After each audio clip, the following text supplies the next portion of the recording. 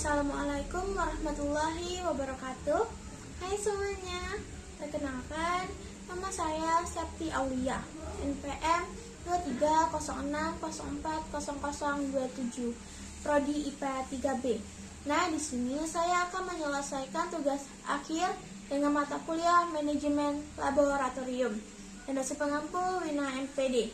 Nah, di video kali ini saya akan menyebutkan dan menjelaskan alat-alat yang ada di laboratorium IPA di kampus. Berikut penjelasannya. Yang pertama itu ada beaker glass. Nah, beaker glass ini berfungsi sebagai wadah serbaguna yang digunakan untuk mencampur, menampung, dan memanaskan cairan dalam jumlah besar. Yang kedua ada pipet tetes. Nah, kalau pipet tetes ini digunakan untuk memindahkan cairan dalam volume kecil dan tetesan. Yang ketiga ada spatula. Nah, spatula ini digunakan untuk mengambil dan memindahkan bahan kimia dalam jumlah kecil. Dan yang keempat ada tabung reaksi. Kalau tabung reaksi ini berfungsi sebagai wadah kecil yang digunakan untuk melakukan reaksi kimia dalam skala kecil. Yang kelima ada kasa kawat. Kasa kawat ini digunakan sebagai alat saat memanaskan tabung reaksi atau wadah lainnya menggunakan pembakar Bunsen. Dan yang keenam itu ada pH meter.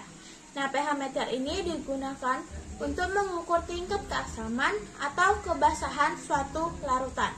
Yang ketujuh itu ada Erlenmeyer. Nah, kalau Erlenmeyer ini berfungsi mengukur volume bahan kimia cair. Yang kedelapan itu ada torso. Nah, torso ini berfungsi sebagai alat peraga yang digunakan untuk mempelajari anatomi dan morfologi manusia. Yang kesembilan itu ada kerangka manusia. Nah, kerangka manusia ini berfungsi menjelaskan kerangka manusia dalam praktek atau mempelajari materi. Yang ke-10 itu ada timbangan digital. Nah, timbangan digital ini berfungsi untuk mengukur massa atau berat suatu benda.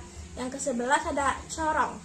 Corong berfungsi untuk memindahkan larutan, menyaring, dan bantu pengukuran volume.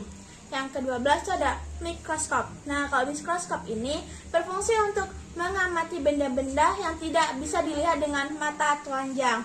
Yang ke-13 itu ada petri dish. Nah, petri dish ini berfungsi untuk mengembangbiakan sel atau mikroorganisme. Yang ke-14 ada cawan porselen. Nah, cawan porselen ini berfungsi untuk melakukan reaksi kimia, penguapan, dan pengeringan. Yang ke-15 ada mortar dan alu. Nah, mortar dan alu ini berfungsi sebagai alat untuk menghancurkan dan menghaluskan bahan menjadi bubuk.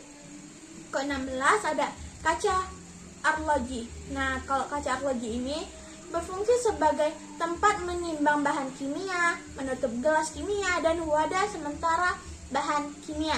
Yang ke-17 itu ada burat. Nah, kalau burat ini berfungsi untuk mengukur volume cairan atau gas dengan tepat. Nah, kalau yang ke-18 itu ada penjepit. Nah, kalau penjepit ini berfungsi sebagai alat yang digunakan untuk menjepit tabung reaksi atau benda lain yang dipanaskan.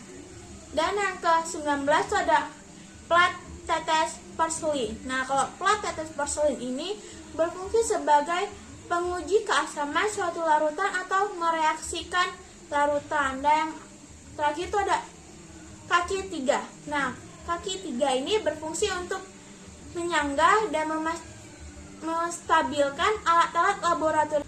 Nah, demikianlah video yang bisa saya sampaikan mengenai alat-alat yang ada di laboratorium IPA di kampus. Mungkin itu hanya sebagian yang bisa saya sampaikan. Saya akhiri dengan wabillahi taufik walhidayah. Wassalamualaikum warahmatullahi wabarakatuh. Terima kasih.